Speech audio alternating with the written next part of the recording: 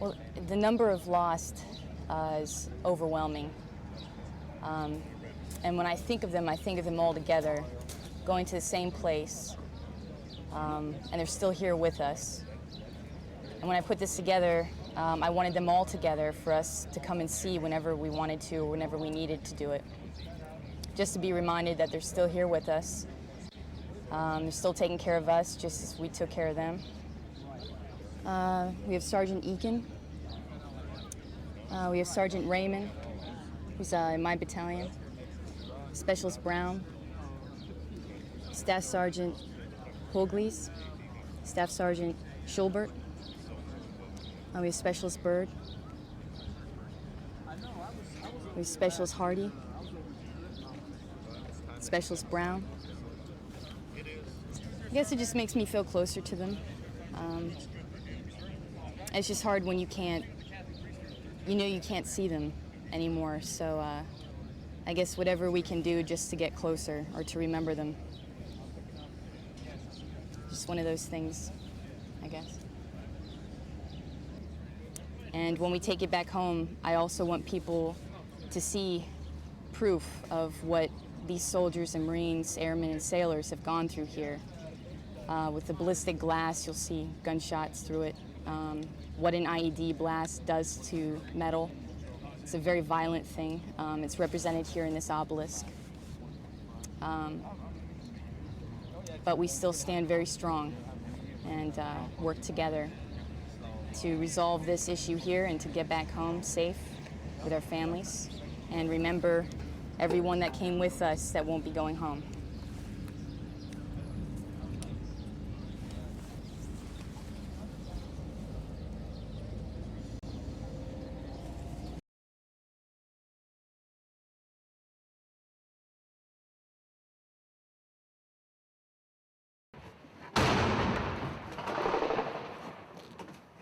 I'm gonna have to get you guys off this road.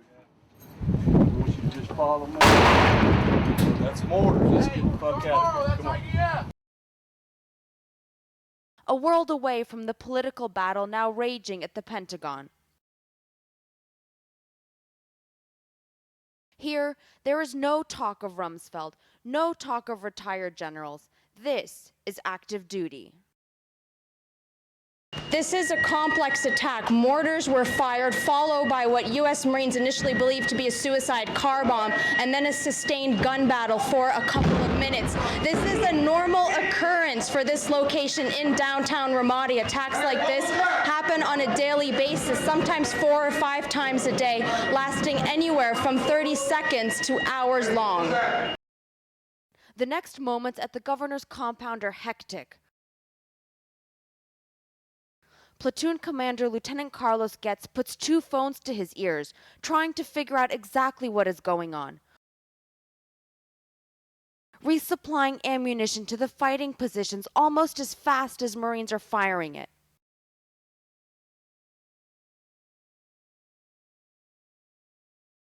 The attack coming from all directions. Quick reaction forces respond, firing 2 main tank rounds into a mosque where they say they were receiving heavy fire.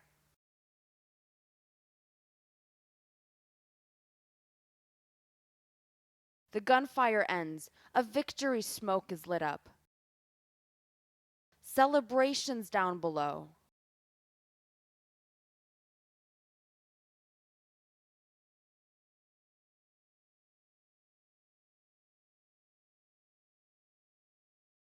Security patrols launched in the area are described as being more intense than face-to-face combat. For these men, bringing each other back alive is mission accomplished, no matter what the public in America may be saying.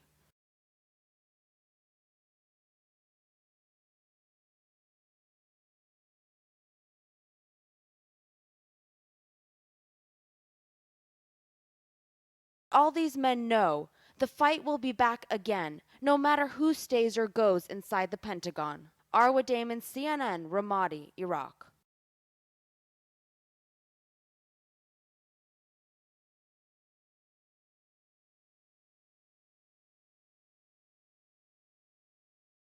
It's hard to imagine that people still live here among the devastated buildings in the heart of Ramadi.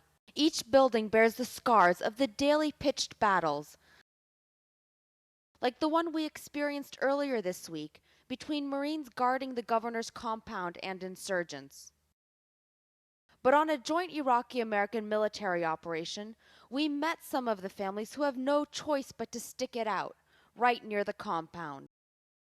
Ahmed, who was also a soldier under Saddam, tries to tell Jawahira that they won't leave until there is stability. Her son Mohammed shows the bullet holes that scar their walls. Mohammed's house is right in the crossfire. He and his family are caught between the Marines at the government center and the insurgents who are trying to fire at them. This operation is to look for weapons caches used by insurgents, who frequently launch their attacks from this area. The actual searches are carried out by Iraqis and a small number of American advisors. U.S. Marines set up a protective perimeter.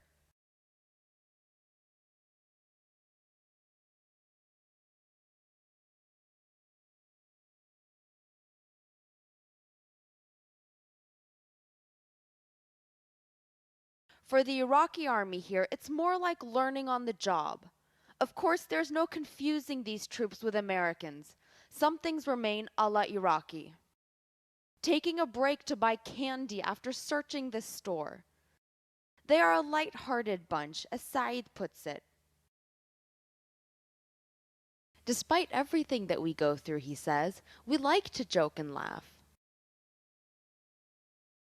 But this group takes its job seriously. They are operating in one of the most dangerous areas in Iraq.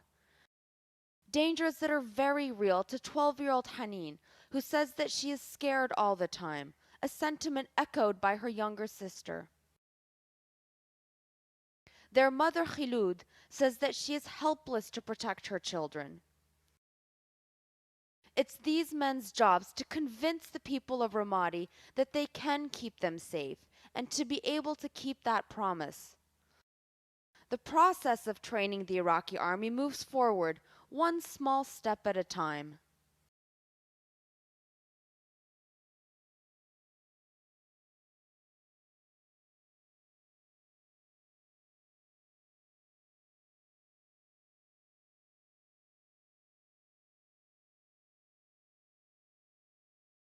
The weapons they are looking for today are still out there, but at least they all made it back alive. Slightly better prepared to deal with the next time. Arwa Damon, CNN, Ramadi, Iraq.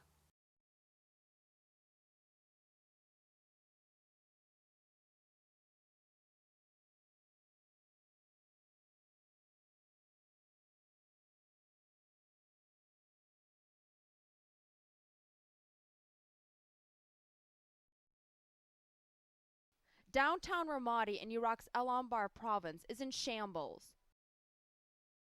It is one of the most dangerous cities in Iraq. Ground Zero is the area around the provincial governor's compound. Less than 2 hours after this patrol returns, the compound is attacked. Many Iraqi and U.S. officials say the political stalemate in Baghdad is a big part of the troubles in Ramadi and elsewhere across the country. The governor of Anbar province, Ma'mun Rashid, says people need to be convinced the new Iraqi government is going to work, and going to work for them. A challenge 4 months after elections in December, and still no sign of what they risked their lives to vote for. Malia is sick with worry. Her 12-year-old daughter Fatima stopped going to school. If it stays like this, then there is no hope, she says. What is this life? American officials say Iraqis need to step up in the fight against insurgents before things will change. They are starting to provide more and more information to the Iraqi army, as well as the coalition forces, on who the insurgents are, because they are certainly ready to get on with a normal way of life here and to move forward with a good government, a good economy, A reliable government that must prove itself before most Iraqis will risk their lives to support it. Merely establishing a government by itself is not enough. I think this government has to do certain things in order to produce results and reduce the level of violence. It's up to these men to fulfill their promise, to put together a unity government that works, so that these people can start to believe they can have a better future that's worth risking their lives for. Arwa Damon, CNN, Ramadi, Iraq.